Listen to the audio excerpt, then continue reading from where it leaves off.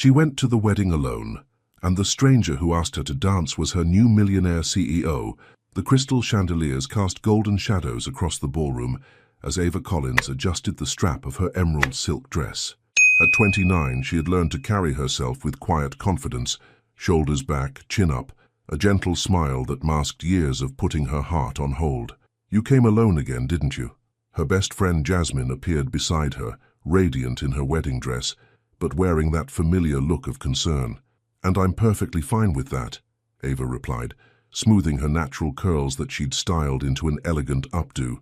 Her rich mahogany skin glowed under the warm lighting, and for the first time in months she felt beautiful. Not just professional beautiful or put-together beautiful, but genuinely radiant.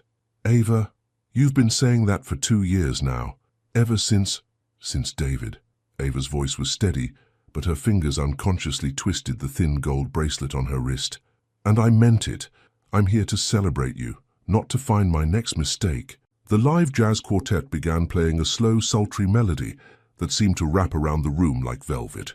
Couples drifted onto the dance floor, lost in their own worlds of whispered promises and gentle touches. Ava found herself watching them with a mixture of longing and resignation. When had she become the woman who stood at the edges of happiness, looking in but never stepping forward? "Dance with me," the voice came from behind her, deep, warm, with just a hint of amusement. She turned to find a man she'd never seen before, though something about him felt strangely familiar. He was tall, easily 6'2", with dark blonde hair that caught the light and the kind of blue eyes that seemed to see right through you. His charcoal suit was perfectly tailored, but it was the way he carried himself that caught her attention, confident without being arrogant, powerful without being intimidating. "I'm sorry?" Ava blinked, certain she'd misheard. "You've been standing here for 10 minutes watching everyone else dance. I figured you might be waiting for someone to ask." His smile was crooked, genuine, completely disarming. "I'm Walter." "Ava." She found herself smiling back before she could stop herself. "And I wasn't waiting for anyone. I was just thinking too much." The accuracy of his observation made her laugh, a real laugh, not the polite chuckle she'd perfected for networking events. "How could you possibly know that?" "Because you've got that look." Walter stepped closer, extending his hand. "The same look I had before I decided to walk over here instead of standing by the bar all night, overthinking every reason why I shouldn't." Ava looked down at his outstretched hand. Strong fingers, no wedding ring, a small scar across his knuckles that spoke of a life lived outside boardrooms and conference calls. When was the last time someone had surprised her? When was the last time she'd felt that flutter of possibility? "I should warn you," she said, placing her hand in his. "I might step on your feet. It's been a while since I've danced with anyone who wasn't my reflection in the mirror. Good thing I wore my steel-toed dress shoes." The warmth of his palm against hers sent an unexpected jolt through her system as he led her onto the dance floor. He moved with the kind of natural grace that suggested he was comfortable in his own skin, a quality that had become increasingly rare in her world of carefully constructed personas. "So," Walter said as they began to sway to the music, his hand resting lightly on the small of her back, "what brings a woman who practices dancing alone to a wedding?" "The bride is my best friend since college." "What about you?" "Friend of the groom. Business associate, actually. Though I'm starting to think I owe him a very expensive thank you gift." The way he said it, with that subtle smile playing at the corners of his mouth, made Ava's pulse quicken. When had someone last looked at her like that? Like she was the most interesting person in the room. "Careful," she murmured, allowing him to spin her gently before pulling her back into his arms. "Compliments like that might go to my head. Maybe that's exactly what I'm hoping for." They moved together as if they'd been dancing for years, not minutes. Ava found herself relaxing into the rhythm, into the unexpected comfort of being held by someone who didn't know her professional reputation or her romantic failures. To Walter, she was simply Ava, a woman in an emerald dress who laughed at his jokes and fit perfectly in his arms. "You know what's strange?" she said, as the song began to wind down. "What's that?" "I came here tonight telling myself I was perfectly content being alone, and for the first time in 2 years I actually believed it." Walter's thumb traced a small circle against her back, a gesture so intimate and unconscious that it made her breath catch. "And now I'm remembering why I used to love dancing." The final notes of the song faded away, but neither of them moved to separate. Around them, other couples shifted and changed partners, but in their small bubble of space, time seemed suspended. Ava. Her name sounded different when he said it, softer, like a secret he was sharing just with her. Yes, but before Walter could finish his thought, the bandleader's voice crackled through the microphone. Ladies and gentlemen, if we could have all the guests gather around for the bouquet toss. The spell broke. Reality rushed back in with all its noise and expectations. Ava stepped back, suddenly aware of the dozens of people around them, of the fact that she was breathless and probably blushing, and definitely more affected by one dance than she had any right to be. She gestured vaguely toward the crowd gathering around Jasmine. Of course. Walter's smile was understanding, but she caught a flicker of disappointment in his eyes. Maybe I'll see you around. Maybe, Ava agreed, though something in her chest tightened at the casualness of the word. As she walked away, joining the laughing group of single women positioning themselves for the bouquet toss, she couldn't resist one glance back. Walter was still standing where she'd left him, hands in his pockets, watching her with an expression she couldn't quite read. The bouquet sailed through the air in a perfect arc. Ava didn't even try to catch it. She was too busy wondering if she'd just walked away from something that could have changed everything. But as the evening wound down and she gathered her purse to leave, she realized Walter had vanished as mysteriously as he'd appeared. No goodbye, no phone number, no promises to call. Maybe it was better that way, she told herself as she waited for her Uber. One perfect dance, one perfect moment, preserved in amber before reality could tarnish it. She had no way of knowing that in 12 hours, reality would find her anyway, and it would be wearing Walter's face. Tomorrow would bring a surprise that would turn her carefully ordered world upside down. But would she have the courage to let it? You're glowing. Ava looked up from her laptop to find her colleague Mia perched on the edge of her desk, coffee in hand, and a knowing smirk on her face. The morning San Francisco fog pressed against the floor-to-ceiling windows of TechFlow Communications, but for once, Ava barely noticed the grey outside. It's called concealer and a good night's sleep, Ava replied, though she couldn't quite suppress the smile tugging at her lips. The truth was, she had slept better last night than she had in months. Every time she closed her eyes, she could still feel Walter's hand on her back, still hear the way her name sounded when he said it. Uh-huh. Mia wasn't buying it. This wouldn't have anything to do with the mysterious man you danced with at Jasmine's wedding, would it? Heat crept up Ava's neck. She'd made the mistake of texting Mia a single message last night, had the most amazing dance with a stranger, still floating. Now she was regretting her moment of weakness. It was just a dance, Mia. A dance that left you checking your phone every 5 minutes yesterday, hoping he'd somehow magically gotten your number. Mia leaned closer, lowering her voice conspiratorially. Did you at least get his last name?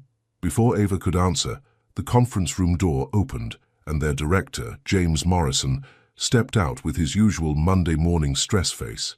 Team meeting in 5 minutes. The new CEO wants to address everyone before the quarterly review. Ava's stomach dropped. She'd completely forgotten about the CEO transition. Their previous leader had retired suddenly 6 weeks ago, and the board had been secretive about his replacement. All they knew was that he was coming from outside the company and had an impressive track record in tech innovation. Great, Mia groaned. Another corporate shark who'll probably want to optimize our synergies and leverage our core competencies. Ava laughed despite her nerves. You've been watching too many business comedies, or living through too many corporate takeovers. Mia slid off the desk and gathered her things. Come on, let's go meet our new overlord. The conference room buzzed with nervous energy as the 40-person team filed in. Ava chose a seat in the middle, not too eager in the front, not too disinterested in the back. She pulled out her notebook and tried to focus on the agenda James was distributing, but her mind kept drifting to Walter. Had he thought about their dance as much as she had? Was he somewhere in the city right now, going about his Monday morning routine, carrying the same sweet ache of unfinished possibility? Settle down, everyone. James tapped his pen against his coffee mug. I know you're all curious about our new leadership, so I'll keep this brief. Our new CEO comes to us with 15 years of experience in tech communication and strategic development. He's worked with everyone from startups to Fortune 500 companies, and the board is confident he's exactly what we need to take TechFlow to the next level. Ava found herself only half listening, her fingers unconsciously smoothing the pencil skirt she'd chosen that morning. She'd dressed more carefully than usual, telling herself it was just good professional practice, definitely not because she was still feeling beautiful from the way Walter had looked at her. Without further delay, James continued, "I'd like you all to meet Walter Koch." The name hit Ava like a physical blow. Her pen slipped from her fingers, clattering against the conference table as every head in the room turned toward the door. And there he was. Walter, her Walter, the man who had made her laugh and held her like she was something precious, walked into the room with the quiet confidence she remembered. But now, instead of a perfectly tailored suit for a wedding, he wore a navy blazer and crisp white shirt that somehow made his blue eyes even more striking. His hair was styled more formally, but she could still see the slight wave that had caught the light on the dance floor. Their eyes met across the room and time stopped. She watched his professional smile falter for just a heartbeat, saw the flash of recognition, and something else, something that looked like relief mixed with panic, cross his features. Then his composure slammed back into place so quickly she almost wondered if she'd imagined it. Almost. "Thank you, James." Walter's voice was exactly as she remembered, warm, assured, with that hint of amusement that had drawn her in. But now there was a professional edge to it that made her stomach flip. "I'm excited to be here and to get to know each of you." He moved to the front of the room with fluid grace, and Ava realized with growing horror that he was scanning the faces in front of him.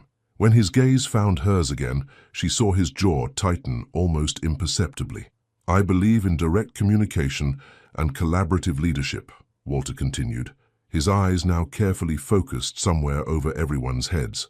"I'm not here to disrupt what's working, but to build on the strong foundation you've already created." Mia leaned over and whispered, "He's actually pretty hot for a CEO. Did you see the way Ava? You look like you've seen a ghost." Ava couldn't respond. Her entire world had tilted off its axis, and she was struggling to keep breathing normally. This couldn't be happening. The universe couldn't be this cruel or this ironic. "I'll be scheduling individual meetings with department heads over the next few weeks," Walter was saying, "and I encourage all of you to feel free to reach out if you have questions or concerns." His eyes found hers one more time, and this time they held for a long moment. She saw something flicker there, uncertainty perhaps, or maybe the same bewilderment she was feeling. "Are there any questions before we adjourn?" A few hands went up around the room, but Ava barely heard the questions or Walter's responses. Her mind was spinning with implications. Her mystery man, her perfect stranger, was now her boss. The man whose touch had made her feel alive again was completely, utterly off limits. "All right then," Walter concluded. "I look forward to working with all of you. Ava Collins, could I see you in my office in 15 minutes? I'd like to discuss the Morrison account transition." The sound of her name in his voice, the same voice that had asked her to dance, sent a shiver down her spine. Around her, people were gathering their things and filing out, but she remained frozen in her chair. "Ava," Mia was staring at her with concern. "Did you hear that? The new CEO wants to see you." "I heard." Ava's voice sounded strange to her own ears. "That's good, right? You're the best account manager we have.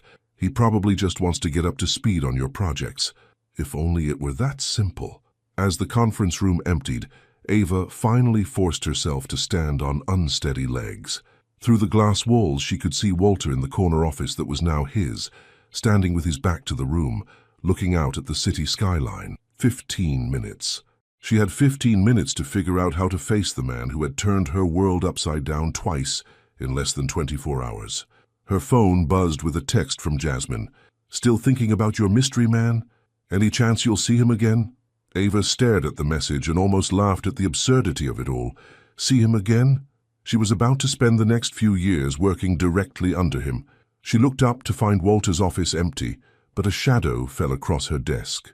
When she turned, he was standing there, close enough that she could smell his cologne, the same subtle scent that had surrounded her on the dance floor. "Ms. Collins." His voice was carefully neutral, but she caught the slight tremor underneath. "My office."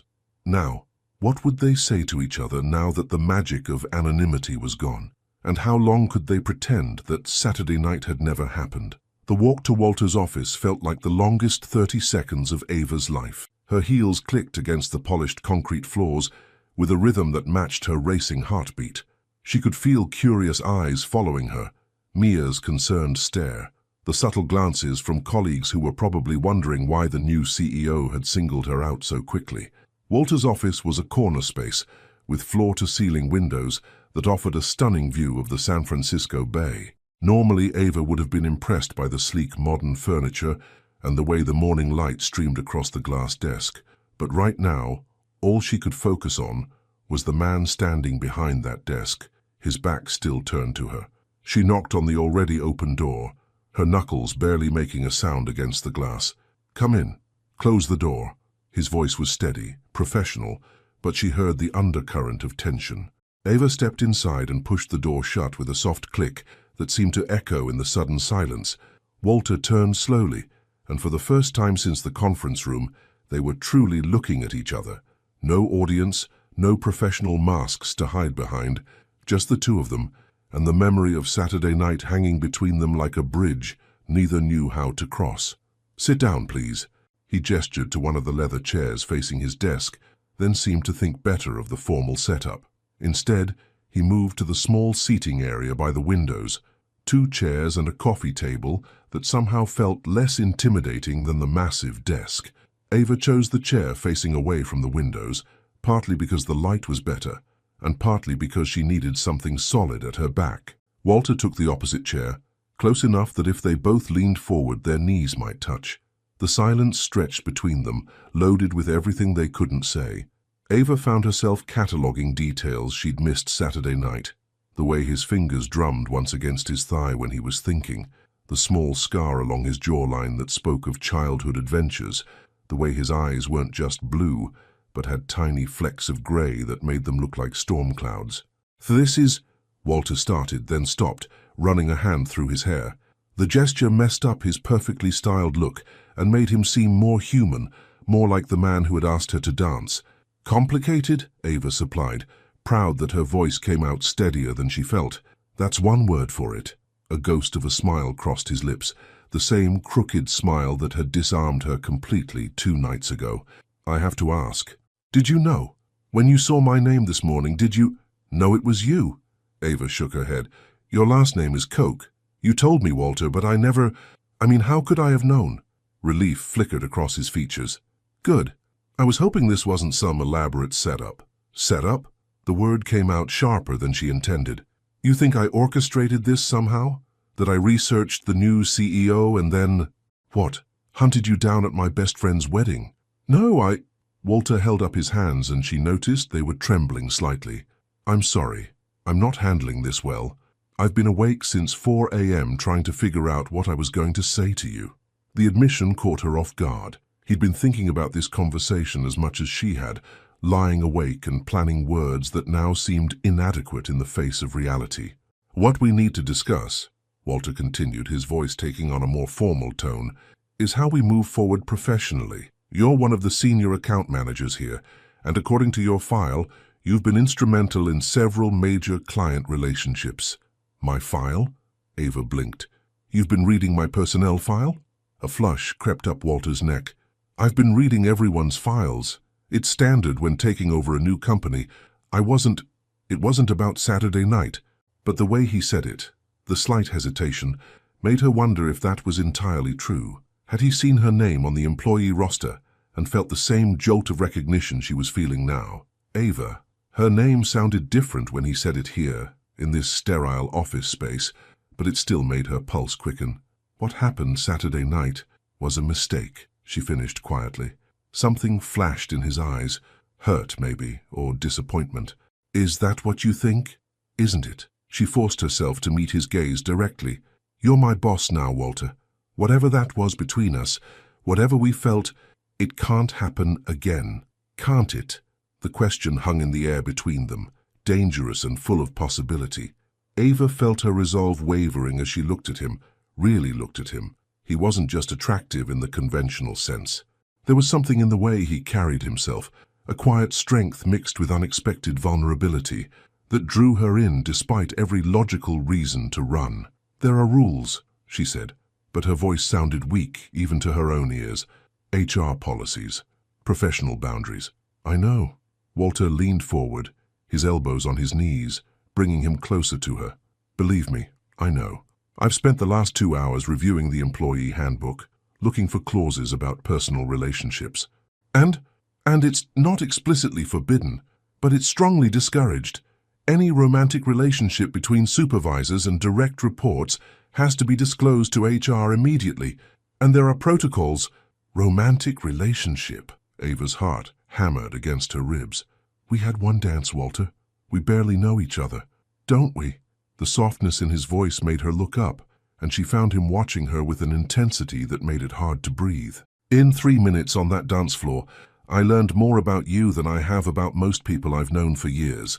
The way you laugh when you're surprised, how you bite your lip when you're thinking, the fact that you're incredibly kind but don't think you deserve kindness in return.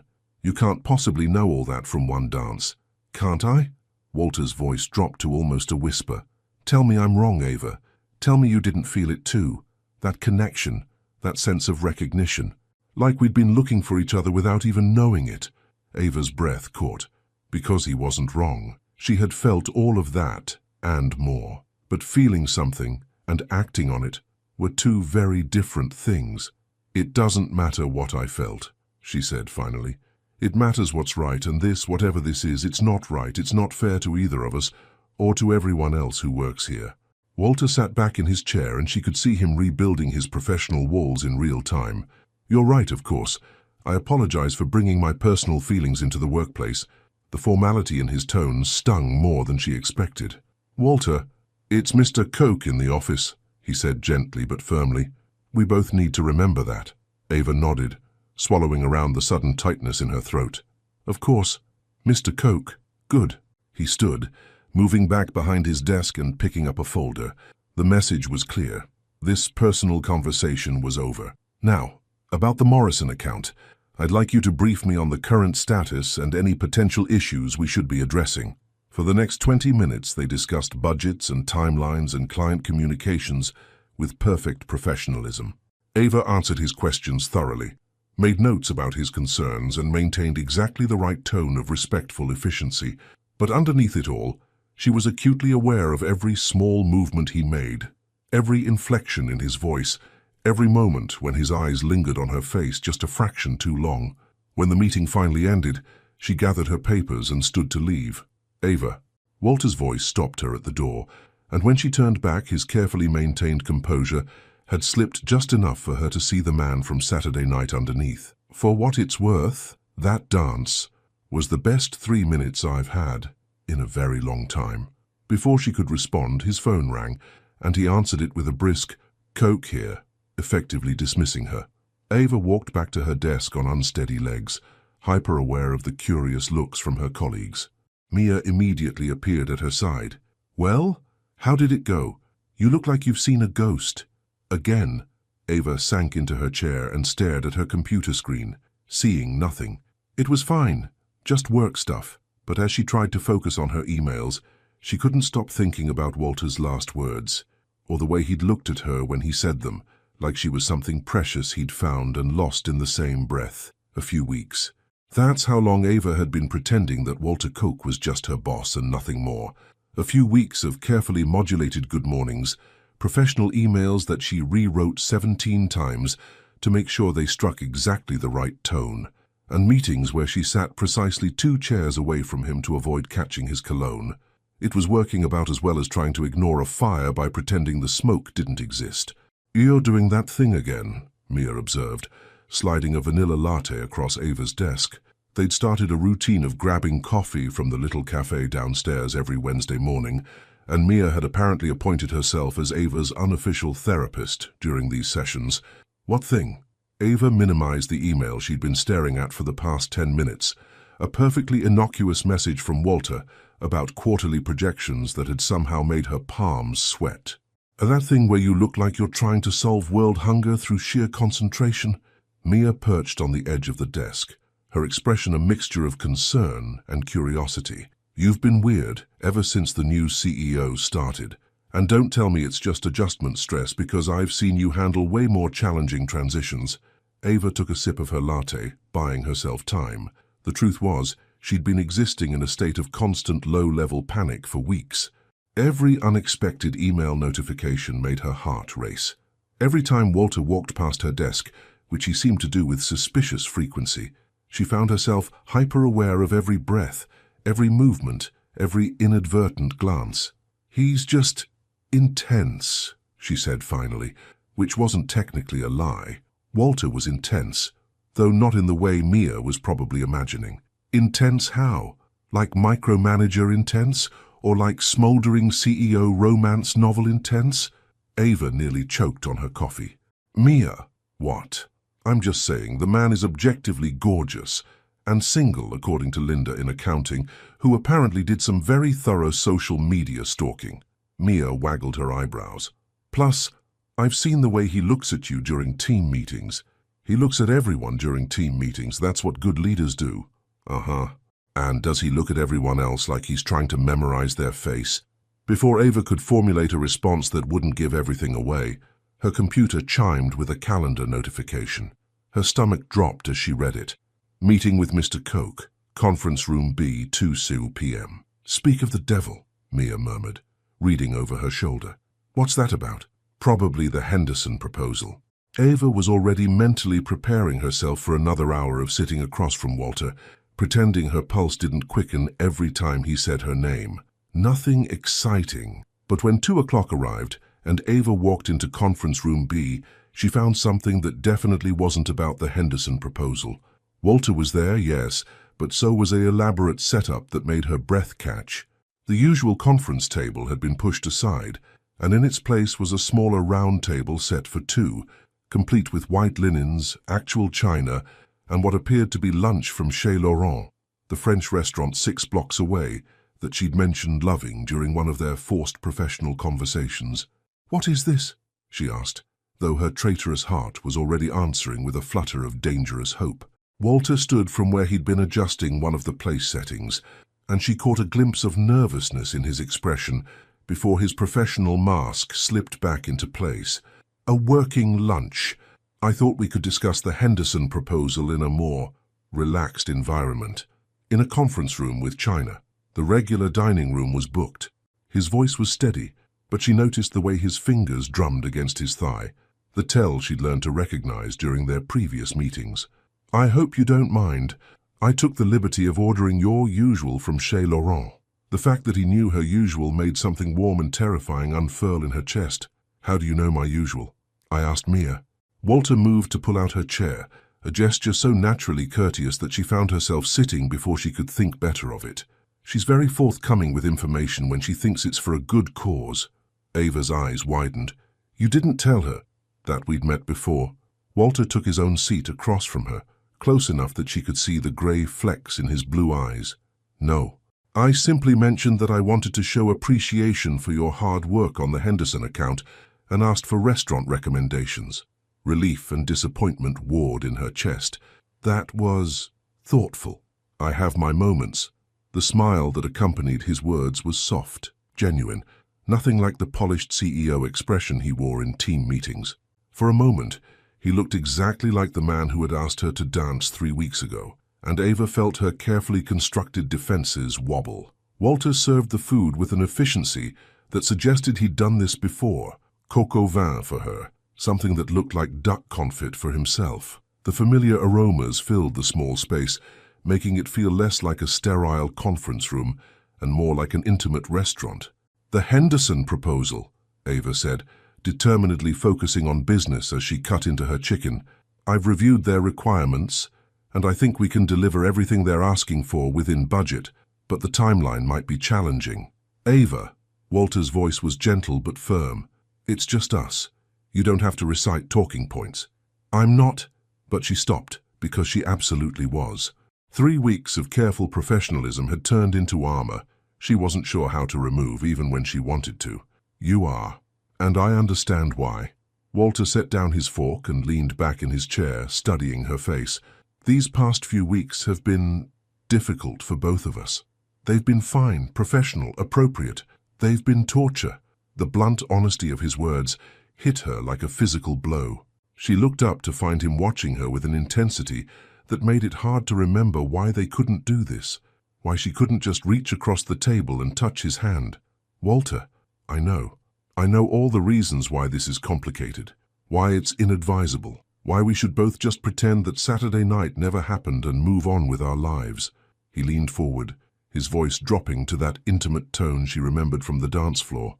"But I can't stop thinking about you, Ava, and unless I'm completely misreading every signal you've given me for the past 3 weeks, you can't stop thinking about me either." Her fork clattered against her plate. "That's not... We can't what? Be honest about what we're feeling? Can't act on it?"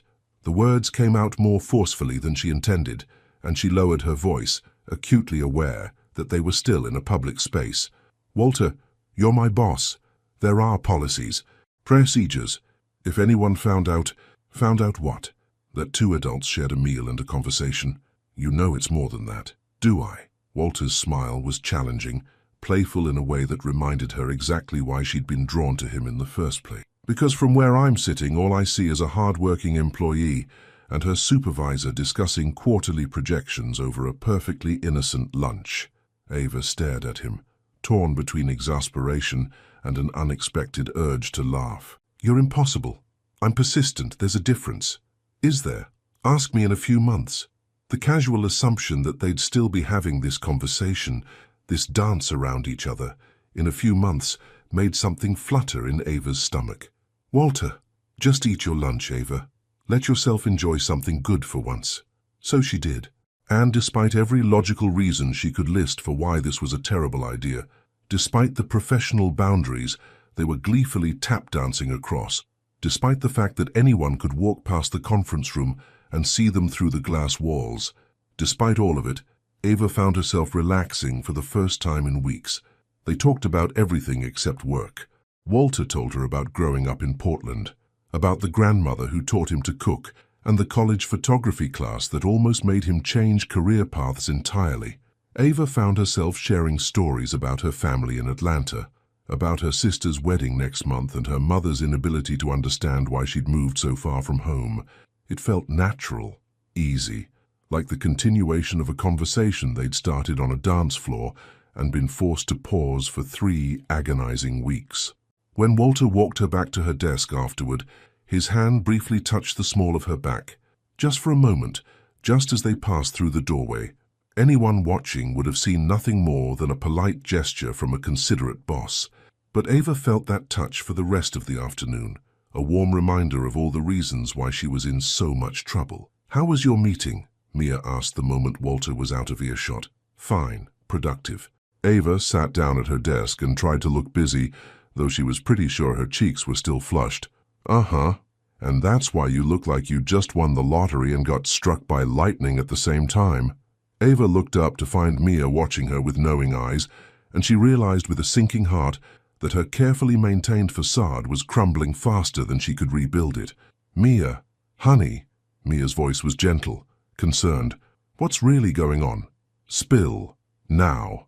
Mia had dragged Ava to the rooftop terrace of their building, a small garden space that most employees forgot existed. At 5:30 on a Wednesday evening, they had it to themselves, nothing but the San Francisco skyline and the lingering scent of jasmine from the planters scattered around the space.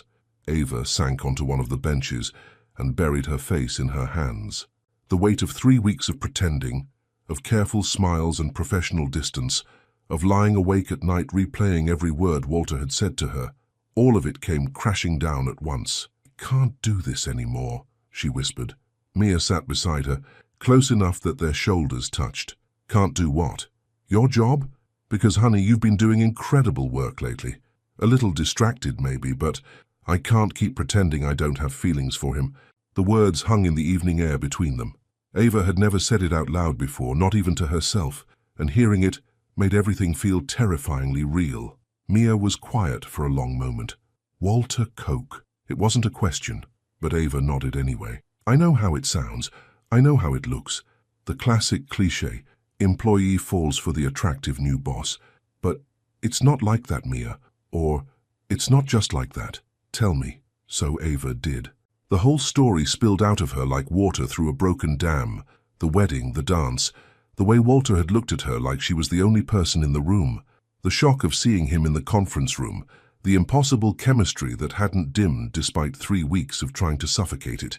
He had lunch brought in today, Ava finished, her voice barely above a whisper. Real China, my favorite restaurant, flowers on the table. And he sat there telling me about his grandmother and asking about my family like we were on an actual date, not discussing quarterly projections.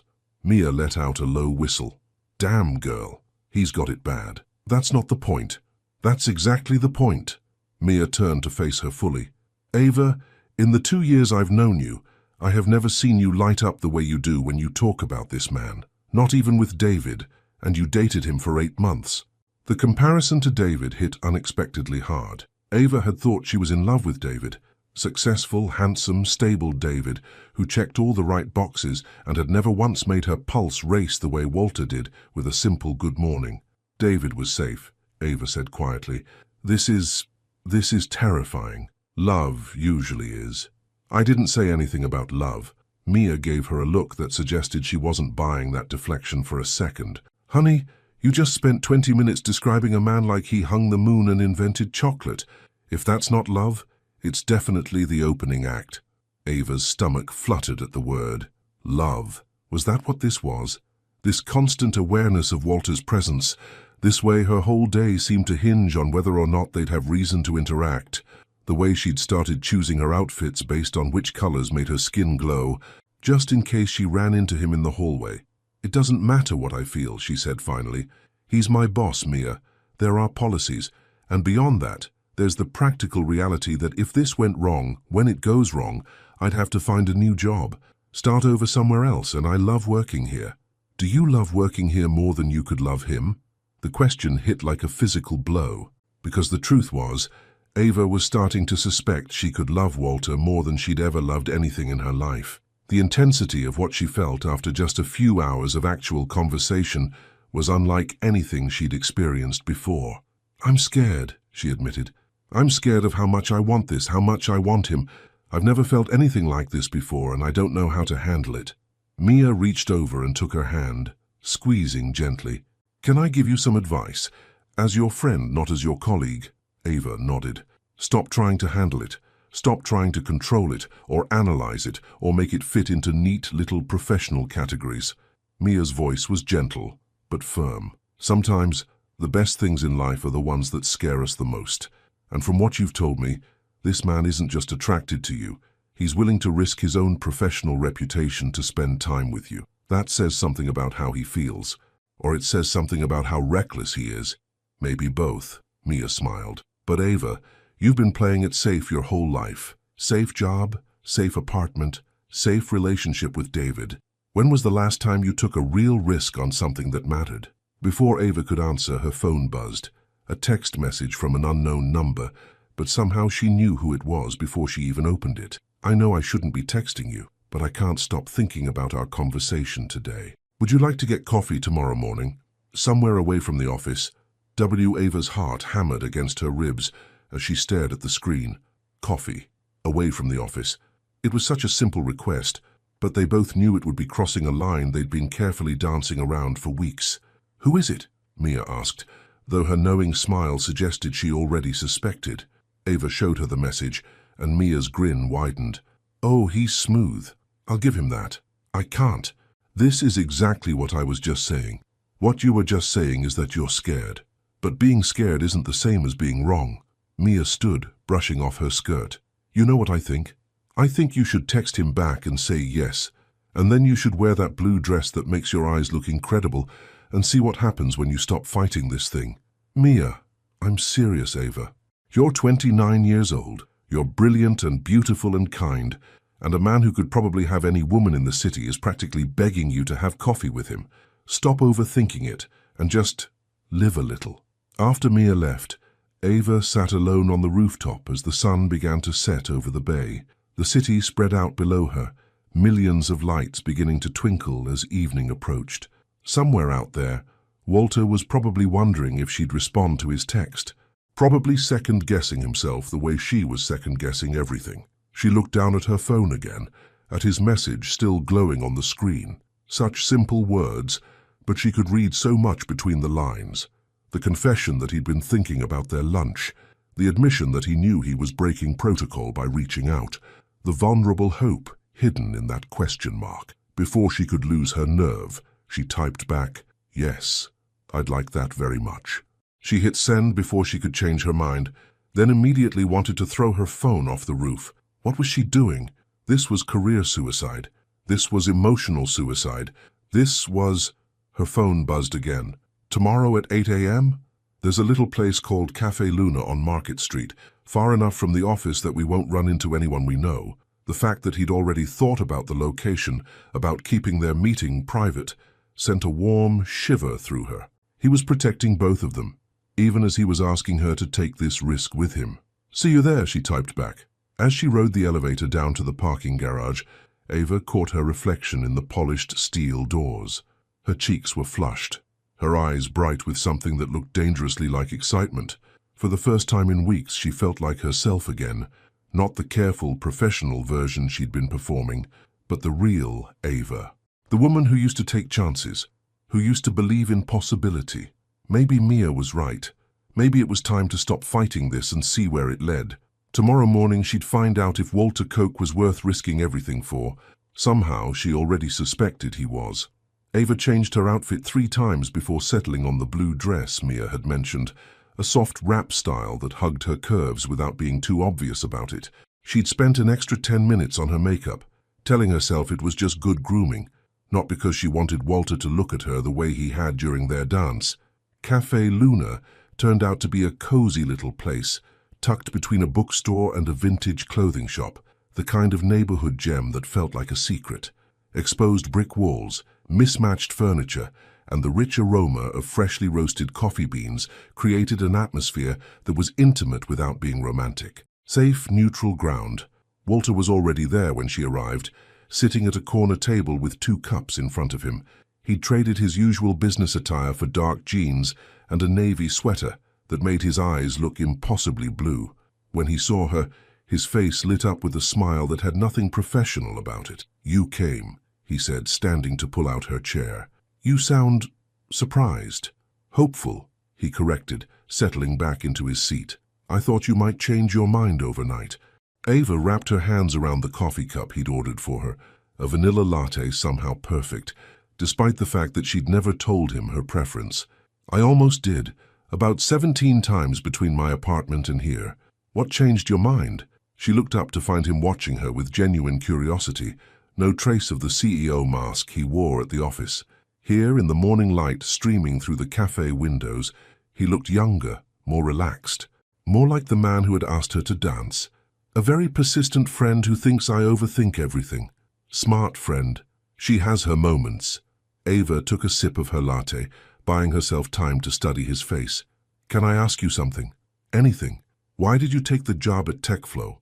Walter leaned back in his chair, clearly not expecting that question. "That's a loaded question for 8 in the morning. I'm curious. You could work anywhere. Big corporations, startups, consulting firms.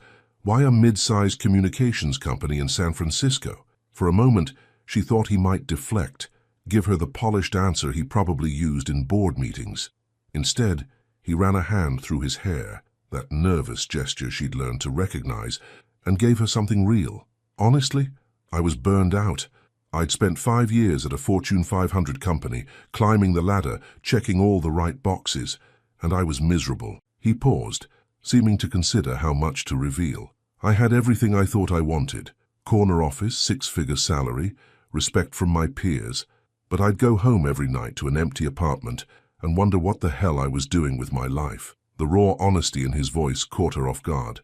"So you left?" "I left. Took 3 months off, traveled a little, tried to figure out what actually mattered to me." Walter's smile was self-deprecating.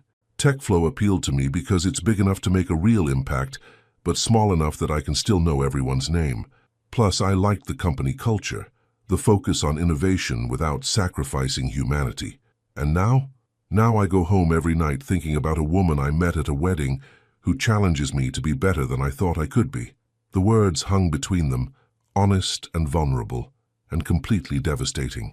Ava felt her carefully constructed defenses crumble a little more. Walter, I know this is complicated, Ava. I know there are 100 reasons why we shouldn't be sitting here right now. He leaned forward, his voice dropping to that intimate tone she remembered from the dance floor. But I need you to know that what I'm feeling isn't just attraction or convenience or some kind of power trip. When I'm with you, I remember what it feels like to be human. Ava's breath caught. That's a lot of pressure to put on one person. Is it? Or is it just honesty? She studied his face, looking for any sign of manipulation or calculation, but all she saw was sincerity, mixed with the kind of vulnerability that couldn't be faked.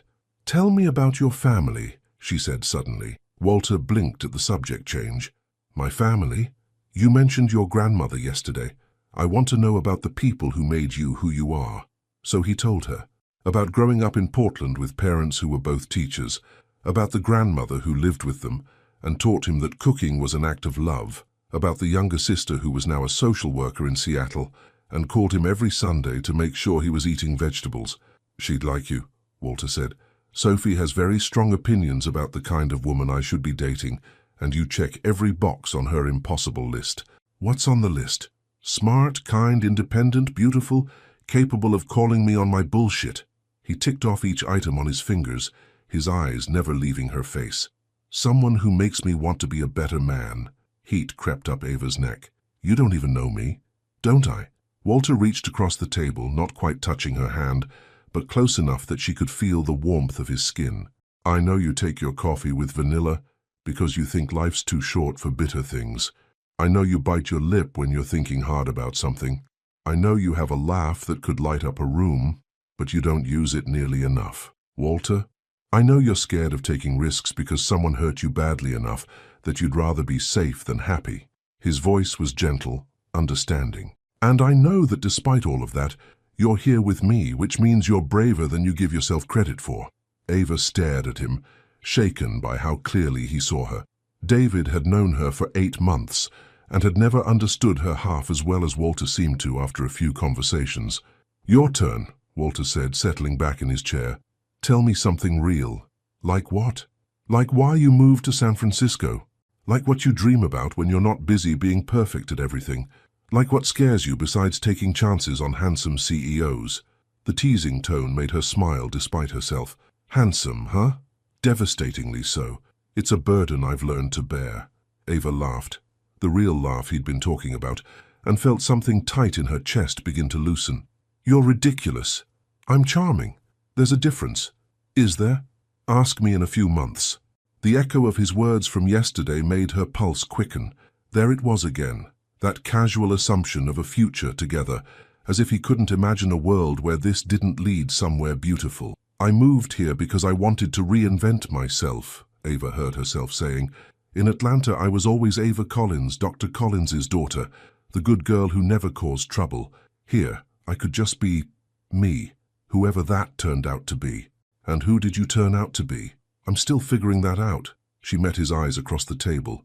But I think I might be the kind of person who takes chances after all. Walter's smile was slow, warm, full of promise. I really hope so. They talked until the cafe began to fill with the morning rush crowd, covering everything from favorite books to travel dreams to the way the light looked different in San Francisco than anywhere else they'd lived. By the time Walter walked her to her car, Ava felt like she'd been talking to an old friend, if old friends made your heart race and your skin tingle with awareness. Thank you, Walter said, as they stood beside her Honda Civic, suddenly formal again. For what?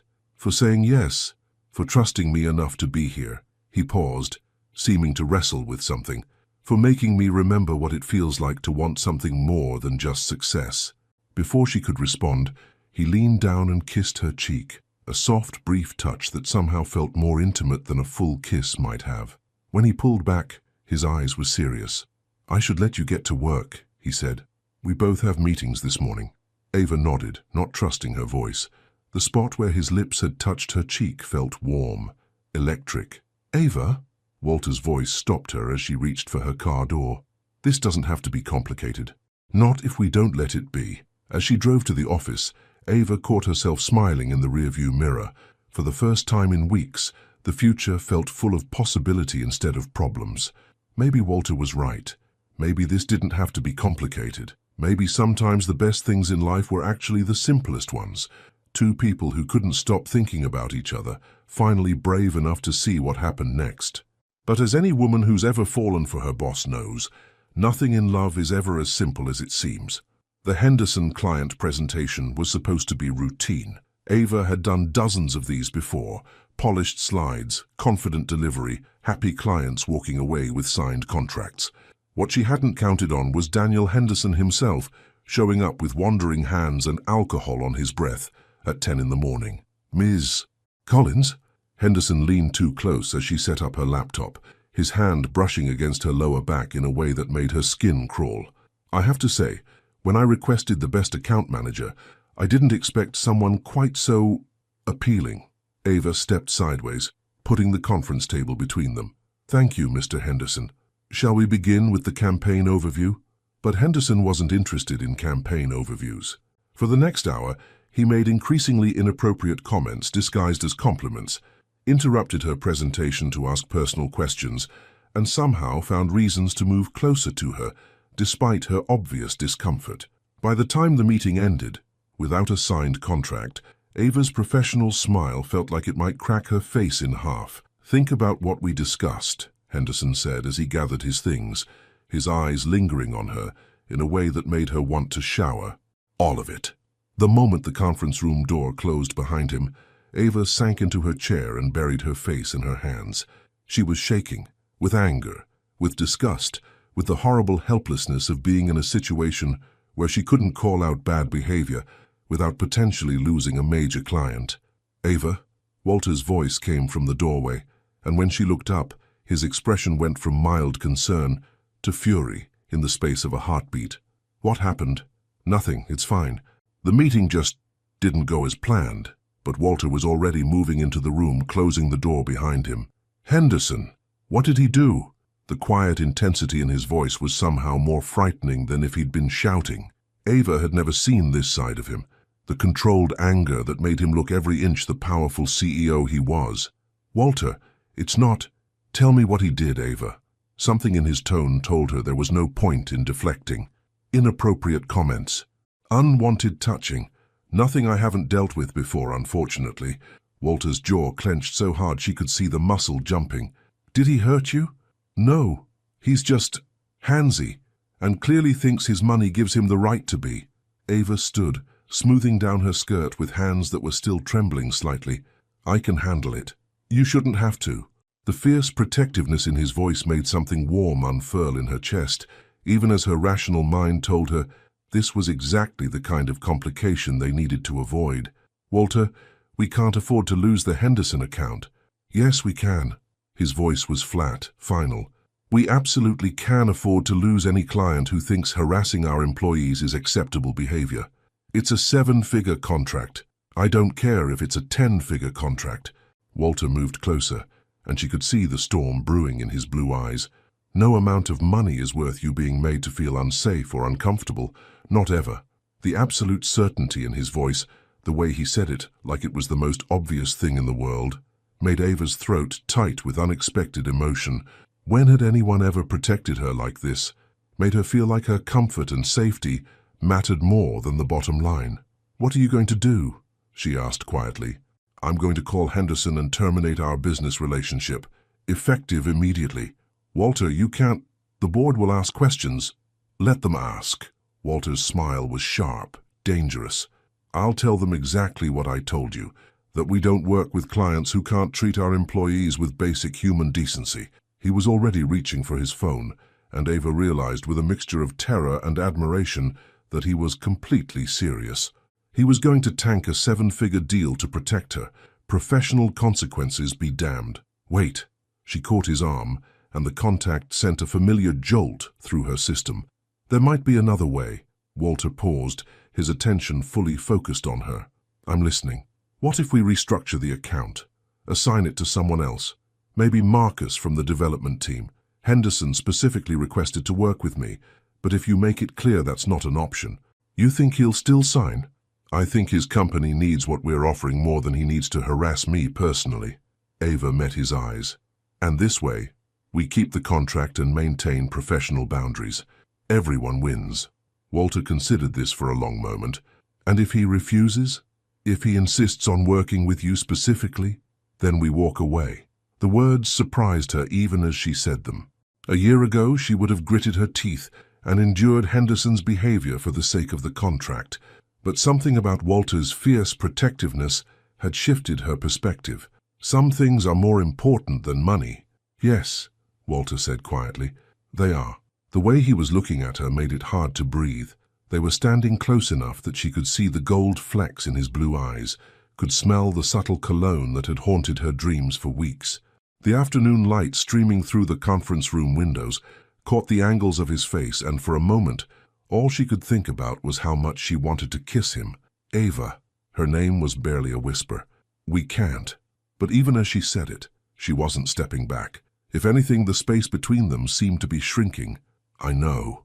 Walter's hand came up to cup her cheek, his thumb brushing across her skin with devastating gentleness. But I need you to know that what happened today, it changes things for me. What do you mean? I mean, I can't pretend anymore that this is just about attraction or chemistry or whatever we've been calling it. His voice was rough, honest. Seeing you upset, knowing someone made you feel small or afraid, it made me realize that somewhere along the way, I stopped being able to imagine my life without you in it. Ava's breath caught. Walter, I know the timing is terrible. I know this complicates everything, but I need you to know that what I feel for you isn't going away. It's only getting stronger. Before she could respond, before she could think of all the reasons why this was impossible, Walter's phone rang, shattering the moment. He stepped back with visible reluctance, glancing at the screen. It's the board chair, he said apologetically. I have to take this. Of course. Walter paused at the door, looking back at her with an expression she couldn't quite read. This conversation isn't over, Ava. After he left, Ava remained in the conference room, touching her cheek where his hand had been. Her reflection in the window showed flushed cheeks and bright eyes, the look of a woman who was falling fast and hard for a man she couldn't have, except maybe she could have him. Maybe Walter was right, and this didn't have to be as complicated as she was making it. Maybe sometimes the heart knew things the mind was too scared to acknowledge. Her phone buzzed with a text from Mia. Lunch in 10. You look like you need to debrief. Ava smiled despite everything. Trust Mia to know exactly when she needed a friend. Yes. And you're going to need a strong coffee for this story. As she gathered her things, Ava caught herself thinking about what Walter had said, that he couldn't imagine his life without her in it. The scary part wasn't that he'd said it. It was that she was starting to feel the same way. Maybe it was time to stop fighting this and start figuring out how to make it work. Because the alternative, pretending she didn't feel this connection, this pull toward him, was starting to feel like the bigger risk.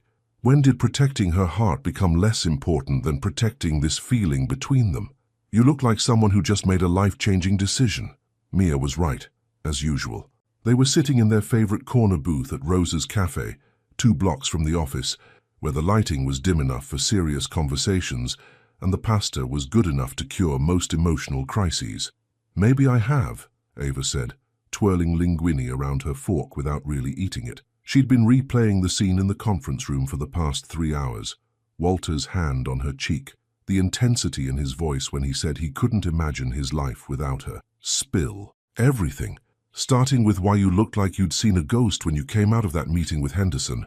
So Ava told her about Henderson's wandering hands and inappropriate comments, about Walter's fierce protectiveness, about the way he'd been willing to sacrifice a 7-figure contract without a second thought. Damn, Mia breathed when she finished. That man has it bad for you. That's what scares me. Why? Because he's willing to put your safety and comfort before money? Because he looked at you like you hung the moon? Honey, those are features, not bugs. Ava set down her fork and leaned back in the booth. Because I think I'm falling in love with him, Mia. Actually, genuinely head over heels in love, and I don't know what to do with that. Have you considered telling him? Tell him what? That I spend half my day thinking about the way he says my name. That I've started choosing my outfits based on what colors bring out my eyes because I hope he'll notice that when he touched my face today, I forgot every reason why we can't be together. Mia's smile was soft, understanding. Those all sound like pretty good reasons to take a chance on him.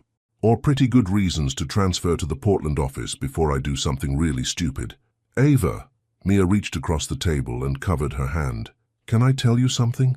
In the 2 years I've known you, I have never seen you this happy. Even when you're scared, even when you're overthinking everything, there's this light in your eyes that wasn't there before. Don't run from that. What if it all goes wrong? What if we try this and it ruins everything, my job, my career, my ability to trust my own judgment? What if it all goes right? The simple question hit Ava like a lightning bolt. She'd been so focused on all the ways this could end badly that she'd barely allowed herself to imagine what it might look like if it worked. Walter picking her up for real dates, not secret coffee meetings. Falling asleep in his arms without worrying about who might see them together. Building something beautiful and lasting with a man who looked at her like she was magic. I'm terrified, Ava admitted. Good. The best things in life should terrify you a little. When Ava got back to the office, there was a single white rose on her desk with a note written in Walter's careful handwriting. Thank you for trusting me today and for reminding me what's really important. She was still staring at the note when her phone buzzed with a text. Dinner tonight? My place. I'll cook. No business talk, no professional boundaries. Just us. Ava's heart hammered against her ribs as she read the message. This was it. The moment where she either took the leap or spent the rest of her life wondering what might have been. Before she could lose her nerve, she typed back, What time? 7. I'll text you the address. And Ava, wear something comfortable. Tonight is about us getting to know each other without the rest of the world watching. At exactly 7 o'clock, Ava stood outside a charming Victorian house in No Valley, clutching a bottle of wine and trying to calm her racing heart. She'd changed clothes 4 times before settling on dark jeans and a soft cashmere sweater in deep burgundy, dressed up enough to show effort, casual enough to suggest she was comfortable being herself around him. Walter answered the door in jeans and a simple grey t-shirt that somehow made him look more attractive than any of his perfectly tailored suits. His hair was slightly mussed, and there was a smudge of flour on his cheek that made her want to reach up and brush it away. Hi, he said, and his smile was so warm and genuine that some of her nervousness melted away. Hi yourself. She held up the wine. I brought reinforcements. Perfect. I'm going to need them if this dinner turns out the way my practice run did last night. The admission that he'd been nervous enough to practice cooking for her was so endearing that Ava found herself laughing. That bad? Let's just say my smoke detector and I are on very intimate terms now. Walter's house was warm and inviting, with exposed brick walls and hardwood floors that gleamed in the soft lamplight. The living room was furnished with well-loved leather chairs and bookshelves that stretched from floor to ceiling. Jazz music played softly from hidden speakers, and the whole space felt like a sanctuary from the corporate world they both inhabited during the day. This is beautiful, Ava said, running her fingers along the spine of a well-worn copy of Pride and Prejudice. Thanks. It took me 2 years to make it feel like home instead of just a place to sleep. Walter appeared beside her with 2 glasses of wine. I wanted somewhere that felt real, you know, after years of sterile apartments that looked like hotel rooms.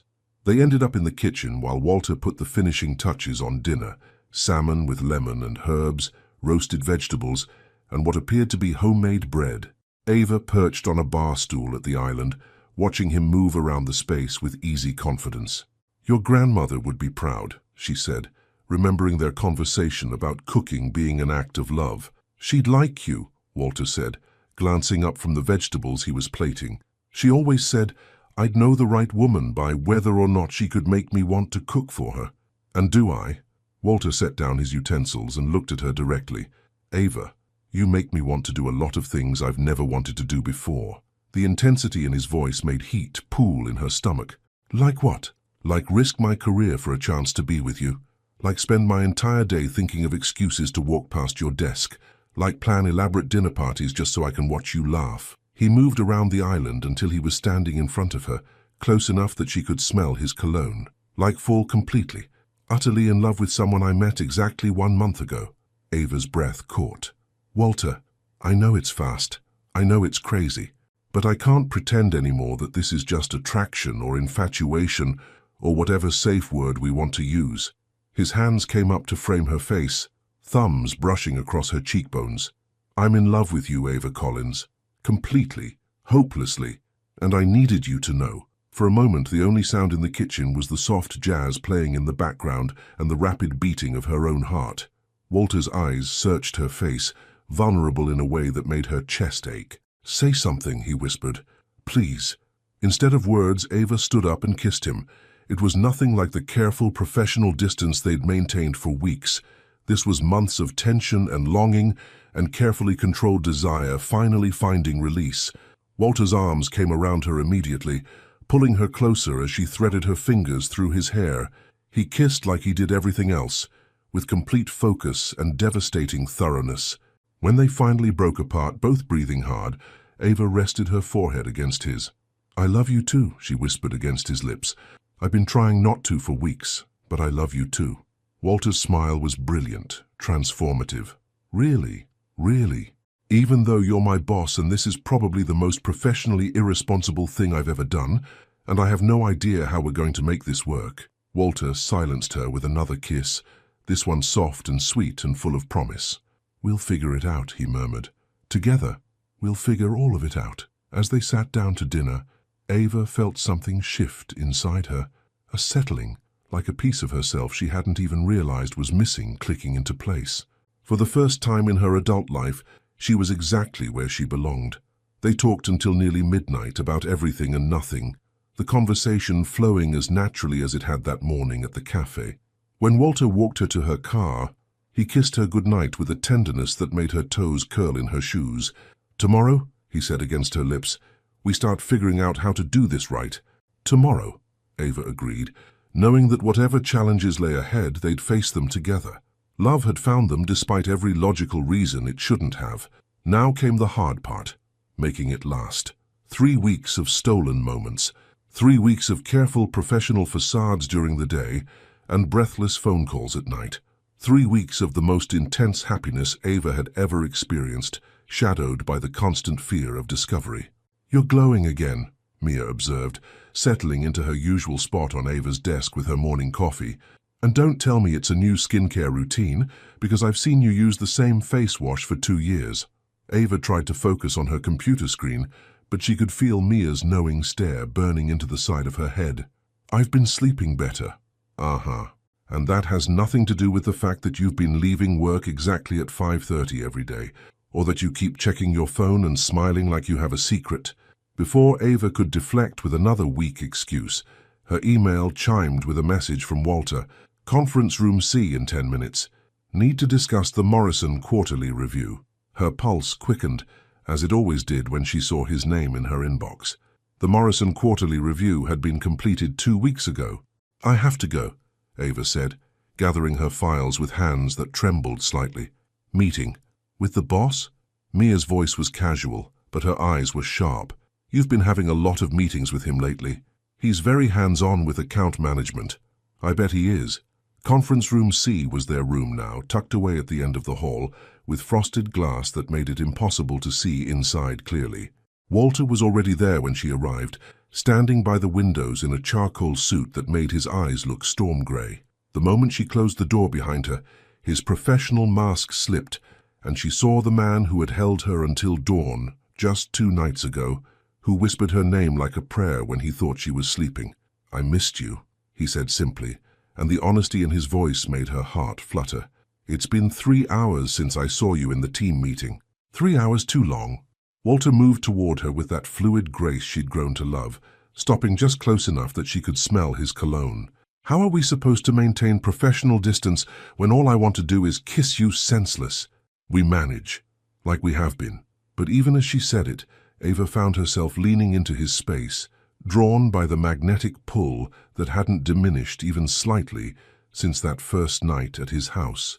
"I have something for you." Walter reached into his jacket pocket and pulled out a small velvet box that made Ava's heart stop completely. "Walter, what?" "It's not what you think," he said quickly, reading the panic in her expression. "Though someday, but that's not what this is." Inside the box was a delicate gold necklace with a small pendant, a tiny compass rose that caught the light beautifully. "So you never lose your way," Walter said softly, lifting the necklace from the box. "And so you always know that no matter where life takes us, you'll always have a piece of my heart pointing you home." Ava's throat tightened with emotion. "It's beautiful. Turn around." She did, lifting her hair so he could fasten the clasp at the back of her neck. His fingers brushed against her skin as he worked, sending familiar shivers down her spine.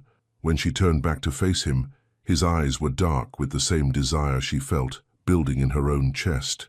"Ava." Her name was rough, wanting. "We can't, not here." "I know." But he was moving closer anyway, his hands coming up to frame her face. "I know we can't, but God, I want to." The space between them disappeared. Walter's lips found hers in a kiss that was desperate, hungry, full of 3 weeks of stolen moments and careful restraint finally breaking free. Ava melted into him, her hands fisting in his shirt as she kissed him back with everything she'd been holding in during endless professional meetings and polite hallway conversations.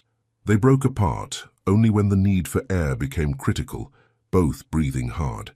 Walter rested his forehead against hers, his thumb tracing circles on her cheek. "We should stop," Ava whispered, but she made no move to step away. "We should," Walter agreed, pressing a soft kiss to her temple. "We definitely should." Neither of them moved. The sharp knock on the conference room door made them spring apart like teenagers caught by parents. Ava quickly moved to the opposite side of the room, grabbing files from the table and trying to look like she'd been reviewing documents instead of kissing her boss.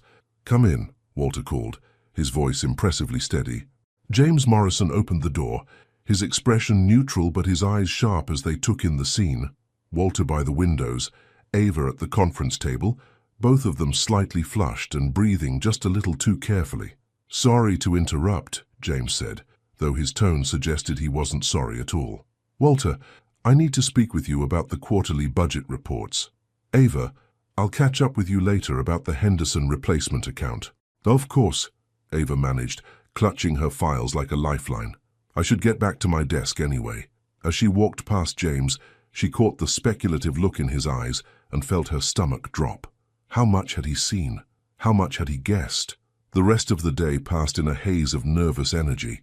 Every time her phone rang, every time someone knocked on her office door, Ava expected to be called into HR or summoned to explain herself to the board of directors. When 5:30 finally arrived, she practically ran to her car. Walter texted her an hour later, "My place. We need to talk." He opened the door before she could knock, pulling her inside and into his arms in one fluid motion. For a moment, they just held each other, and Ava let herself absorb his warmth, his strength, the steady beat of his heart against her cheek. "We have a problem," Walter said quietly. "James saw us. James saw us. And even if he didn't see anything specific, he's suspicious. I could tell by the way he looked at me for the rest of the afternoon." Walter pulled back to meet her eyes. "Ava, if this gets out before we're ready to handle it..." "I know." She'd been thinking about nothing else since the moment James walked into that conference room. "My career would be over. Everyone would assume I slept my way into my position, that every promotion I've earned was because of you. That's not. It is, though. You know it is." Ava moved to the window, looking out at the city lights without really seeing them. Maybe we need to step back, take some time to think about this rationally." The silence behind her stretched so long that she finally turned around. Walter was watching her with an expression she couldn't read, his hands shoved deep in his pockets. "Is that what you want?" he asked finally. "To step back? I want to be realistic about what we're facing." "That's not what I asked." Walter moved toward her, his eyes never leaving her face. "Do you want to step back, Ava? Do you want to pretend the last 3 weeks never happened and go back to being just your boss and his employee?" The thought of it, of losing this connection, this love that had changed everything about how she saw the world, made her chest ache with genuine pain. "No," she whispered, "I don't want that." "Then we fight for this. We figure out how to make it work, how to protect both our careers and our relationship." Walter reached for her hands, threading their fingers together. "I won't ask you to sacrifice everything for me, but I won't give up on us without a fight either." "What are you saying?" "I'm saying maybe it's time to stop hiding. Maybe it's time to make this official, with HR, with the board, with anyone who needs to know." Walter's voice was steady, certain.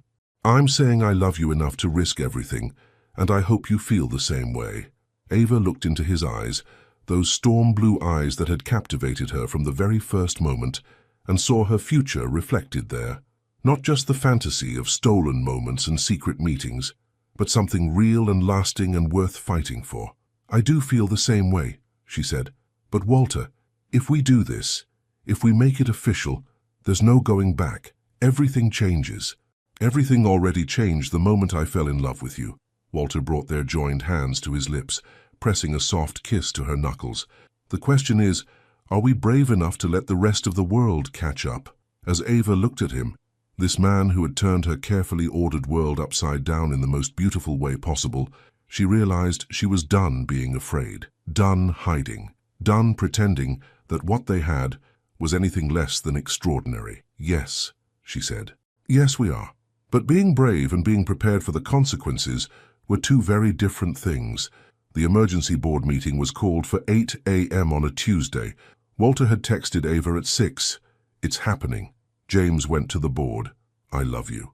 Now, sitting in the pristine boardroom on the 32nd floor, surrounded by 12 stern faces in expensive suits, Ava felt remarkably calm. She'd worn her favorite navy dress, the one that made her feel powerful and confident, and the compass necklace Walter had given her. Whatever happened next, she wouldn't face it as anything less than her truest self. Ms. Collins, board chair Margaret Hayes began, her silver hair pulled back in a severe bun that matched her expression. I'm sure you understand why you've been asked here today. I do. Ava's voice was steady, clear. She'd practiced this moment in her mind 100 times over the past week. You're concerned about my personal relationship with Mr. Koch. A ripple of murmurs went around the table. James Morrison sat at the far end, looking uncomfortable but resolute. Walter was at the head of the table, his face a mask of professional composure, but she could see the tension in the set of his shoulders. Concerned is one way to put it, said board member Robert Blake, his tone disapproving. Ms. Collins, you've been with this company for 3 years. Your work has been exemplary, which makes this situation all the more disappointing. What situation would that be exactly? Ava asked, keeping her voice level despite the anger building in her chest.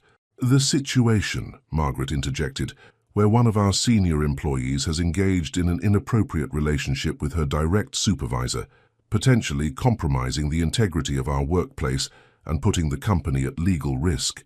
I see. Ava straightened in her chair, feeling the weight of the compass against her collarbone.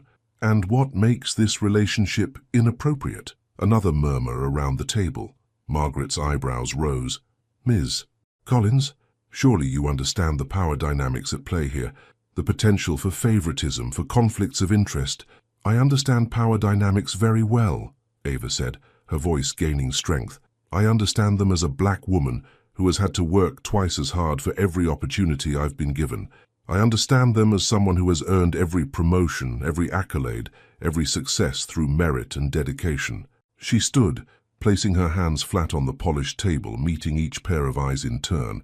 What I don't understand is how a consensual relationship between two adults who respect and care for each other suddenly invalidates 3 years of excellent work performance. Ms. Collins, Robert began, I'm not finished. The authority in her voice surprised even her. You want to talk about integrity. Let's talk about integrity. 6 weeks ago, Daniel Henderson sexually harassed me during a client meeting. He made inappropriate comments, touched me without permission, and made it clear that his interest in signing with our company was contingent on his access to me personally. Walter's jaw clenched, but he remained silent. They'd agreed he would let her speak first. When I reported this to Mr. Koch, Ava continued, he didn't hesitate. He didn't ask me to handle it quietly or suggest I was overreacting. He immediately moved to terminate our business relationship with Henderson, sacrificing a 7-figure contract to protect my safety and dignity. She paused, letting that sink in. That's the kind of man you're suggesting I shouldn't be involved with. A man who puts human decency above profit margins. That's not the point, Margaret started. Isn't it? Ava's voice rose slightly. Because from where I'm sitting, it seems like the point is that you're more comfortable with a client who sees women as objects than you are with an employee who sees me as an equal. The room fell silent. Ava could hear her own heartbeat, could feel the weight of 12 pairs of eyes assessing her. This was it, the moment where she either saved her career or destroyed it completely. You want to know about our relationship? She said, her voice softer now, but no less determined. Walter Koch is the first man I've ever met who challenges me intellectually while supporting me emotionally. He's someone who listens when I speak, who values my opinions, who never once made me feel like I had to choose between being professional and being myself. She looked directly at Walter, seeing the love and pride shining in his eyes despite the formal setting. He's someone who makes me want to be the best version of myself, not because he demands it, but because he believes I already am. And yes, I'm in love with him, completely, unapologetically in love with him. Another pause, another breath. If that makes me unprofessional in your eyes, then I question what kind of professionals you think we should be. Because the way I see it, having someone in your life who brings out your best qualities, who supports your growth, who makes you happier and more fulfilled, that makes you better at everything you do, including your job. Margaret leaned back in her chair, studying Ava with new interest. And what about the appearance of impropriety? The questions this raises about favoritism. What favoritism? Ava asked. I haven't received any special treatment, any unearned promotions, any preferential assignments. My work speaks for itself, as it always has. If anything, I've been more careful, more diligent, more determined to prove that my personal life doesn't interfere with my professional obligations. She turned to address the full board. You have my complete work history, my performance reviews, my client feedback, my project outcomes. Judge me on that, not on who I choose to love in my personal time. Walter cleared his throat and all eyes turned to him. If I may, he said, his voice carrying the quiet authority that had first attracted Ava to him. Ms. Collins has said everything I could hope to say about the quality of her character and work, but I'd like to add something about mine. He stood, moving to stand beside Ava, a show of unity that wasn't lost on anyone in the room. I took this position because I believed in what this company could become, a place where innovation and humanity could coexist, where we could build something meaningful while treating each other with dignity and respect. His hand briefly touched Ava's back, a gesture of support that was subtle but unmistakable. Ava Collins embodies everything I hope to find here. She's brilliant, dedicated, ethical, and kind. She makes everyone around her better, including me. And yes, I'm in love with her. I'm not ashamed of that, and I won't apologize for it. Walter's gaze swept the room. If this board believes that love, real, honest, committed love, is somehow incompatible with professional excellence, then perhaps I'm not the right leader for this company after all. The silence that followed was deafening. Ava felt her heart hammering against her ribs as she watched the board members exchange glances, whispered conversations, meaningful looks. Finally, Margaret spoke. Mr. Koch, Ms. Collins, please step outside while we deliberate. In the hallway, Ava's composure finally cracked. She leaned against the wall, her legs suddenly shaky.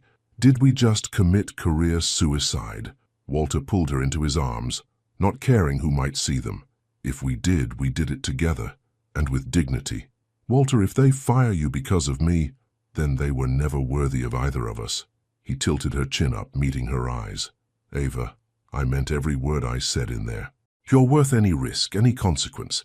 I'd rather flip burgers with you than run a company that doesn't value what we have.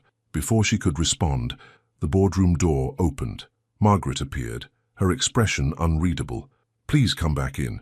They returned to their seats, hands briefly touching under the table for strength. Margaret stood at the head of the room, looking every inch the formidable executive she was. The board has reached a decision, she announced. Ms. Collins, your work record is indeed exemplary. Your passion and eloquence today only reinforce what we already knew about your character and capabilities. Ava held her breath. However, Margaret continued, this situation does require some adjustments to maintain proper governance and avoid any appearance of impropriety. Here it comes, Ava thought. The conditions, the ultimatums, the impossible choices. Effective immediately, Ms. Collins will report directly to the board for all performance reviews and promotion considerations, rather than to Mr. Koch. This ensures that your professional advancement continues to be based solely on merit. Ava blinked, hardly daring to hope. Additionally, Margaret said, a small smile playing at the corners of her mouth, we expect both of you to complete the company's conflict of interest disclosure forms and attend a brief training session on workplace relationships. That's it, Ava managed. That's it, Margaret confirmed. Ms. Collins, Mr. Koch, you've both demonstrated that it's possible to maintain professional integrity while honoring personal truth. We respect that, and we respect you. The relief was so overwhelming that Ava felt dizzy. Walter's hand found hers under the table, squeezing tightly. There is one more thing, Margaret added, and Ava's heart clenched again. The company will be making a donation to a women's workplace safety organization, and we'll be reviewing all our client relationship protocols to ensure no employee ever has to endure what Ms. Collins experienced with the Henderson account. As they left the boardroom an hour later, after signing forms and shaking hands and accepting congratulations, Ava felt like she was floating. In the elevator, Walter pulled her close and kissed her forehead. "We did it," he murmured against her hair. "We actually did it. I can't believe they let us stay." "I can." Walter pulled back to look at her, his eyes bright with love and admiration. "You were magnificent in there, Ava. Absolutely magnificent." When the elevator doors opened on their floor, they stepped out together, no longer hiding, no longer pretending, no longer afraid. Their colleagues would know soon enough, but for now, it was enough to walk side by side, hands briefly touching, hearts completely intertwined. "So," Walter said as they approached their respective offices, "dinner tonight? We can celebrate not getting fired." "Your place or mine?" Ava asked, marveling at how normal the question felt. How right. "Ours," Walter said with a smile that made her knees weak. Eventually, love had tested them, challenged them, demanded they choose between safety and truth. They'd chosen truth, and somehow, miraculously, the world had chosen them back. 1 year later, the charity gala was everything Ava had hoped it would be. Elegant without being stuffy, meaningful without being heavy-handed. String lights twinkled overhead in the hotel ballroom, and the soft jazz quartet in the corner provided the perfect soundtrack for an evening dedicated to workplace safety and women's empowerment. "You clean up nice, Miss Collins," Walter murmured in her ear as they stood near the silent auction tables, his hand resting lightly on the small of her back.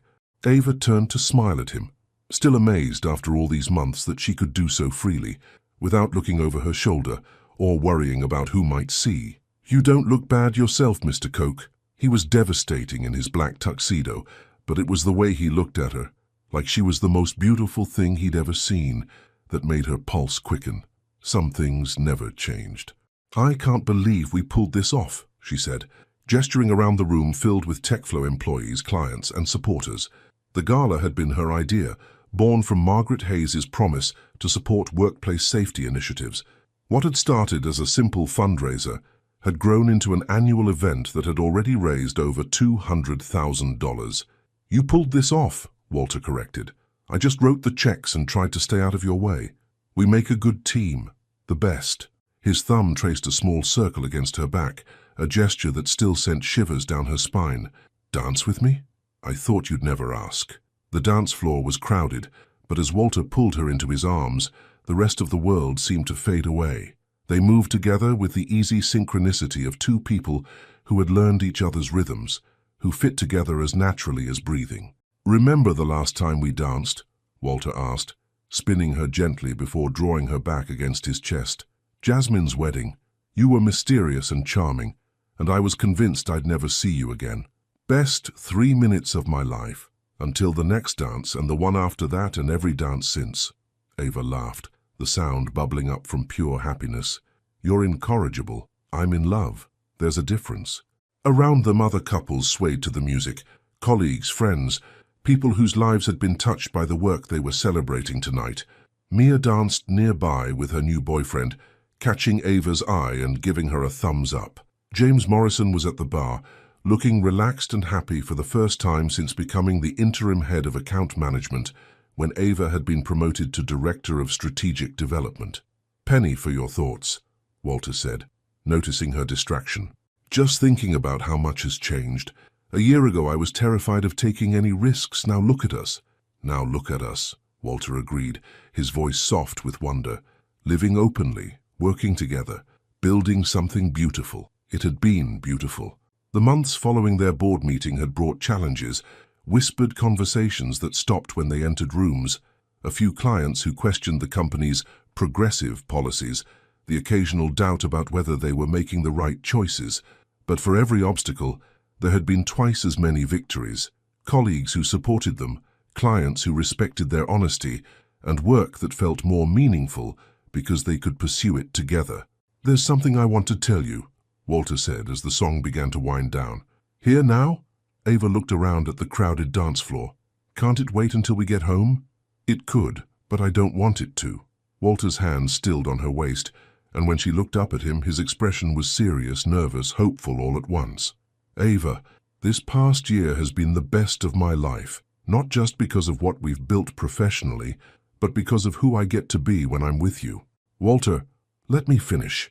He took a deep breath, and Ava suddenly became aware that the music had stopped, that people around them were beginning to notice their conversation. "You make me want to be worthy of you every single day. You challenge me, support me, inspire me. You make me laugh when I take myself too seriously, and you believe in me even when I don't believe in myself." "I love you too," Ava whispered, her heart beginning to race as she started to suspect where this was heading. "I know you do, and I love you completely, forever, with everything I have." Walter's voice carried across the dance floor now, clear and strong and utterly certain. "Which is why I want to spend the rest of my life showing you exactly how much." He was moving then, dropping to one knee right there in the middle of the dance floor, pulling a small velvet box from his jacket pocket.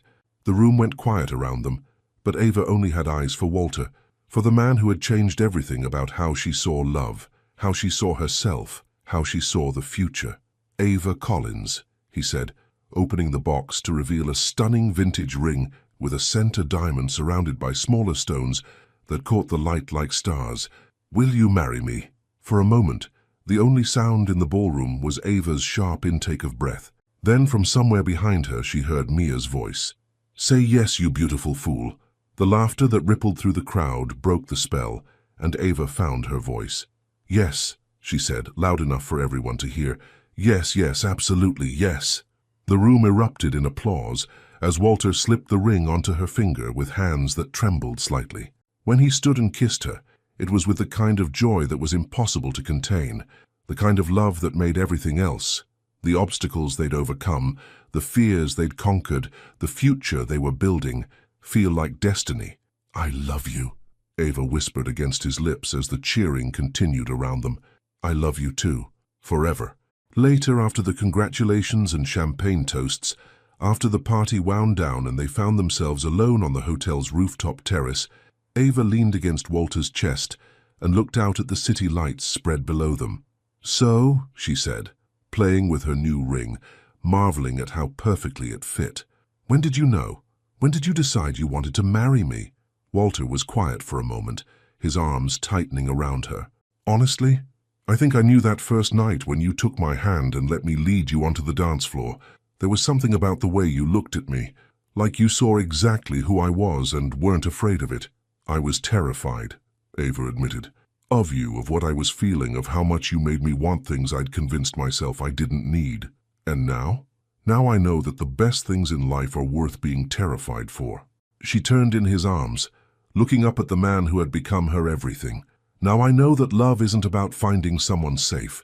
It's about finding someone worth taking risks for." "Speaking of risks," Walter said with a smile that made her stomach flutter, "I have a confession to make." "Oh no, what did you do?" "I may have already talked to your father." Ava's eyes widened. "Walter Koch, did you ask my father for permission to marry me?" "I asked for his blessing. There's a difference." Walter's expression was sheepish but unrepentant. "I called him 3 weeks ago, told him how much I love you, how I want to spend my life making you happy, how I promise to always support your dreams and never try to dim your light." "And what did he say?" "He said he'd been waiting for someone good enough for his daughter for 29 years, and he was glad I finally showed up." Walter's smile grew soft, loving. "Then he told me some very embarrassing stories about your childhood that I'm definitely going to use against you later." Ava laughed, the sound floating out over the city night. "I can't believe you called my father. I wanted to do this right, all of it. The proposal, the ring, the future we're building together." Walter cupped her face in his hands, his thumbs brushing across her cheekbones. "You deserve everything, Ava. Every romantic gesture, every careful plan, every moment of being cherished exactly the way you are. As he kissed her again under the stars, Ava thought about the woman she'd been a year ago, careful, guarded, convinced that safety was more important than happiness.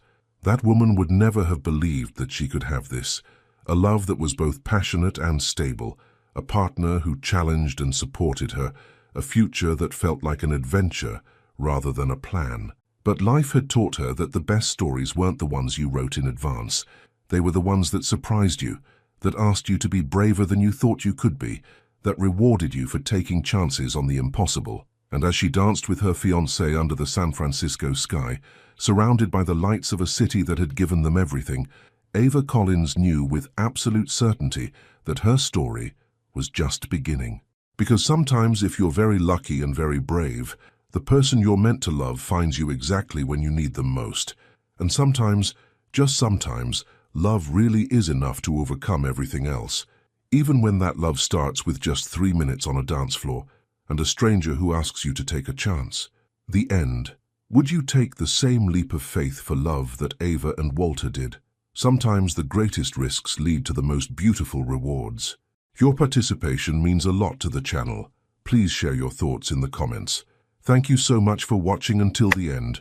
If you enjoyed this story, don't forget to subscribe to the channel, leave a like, and comment your thoughts. Your participation is very important to us. See you next time.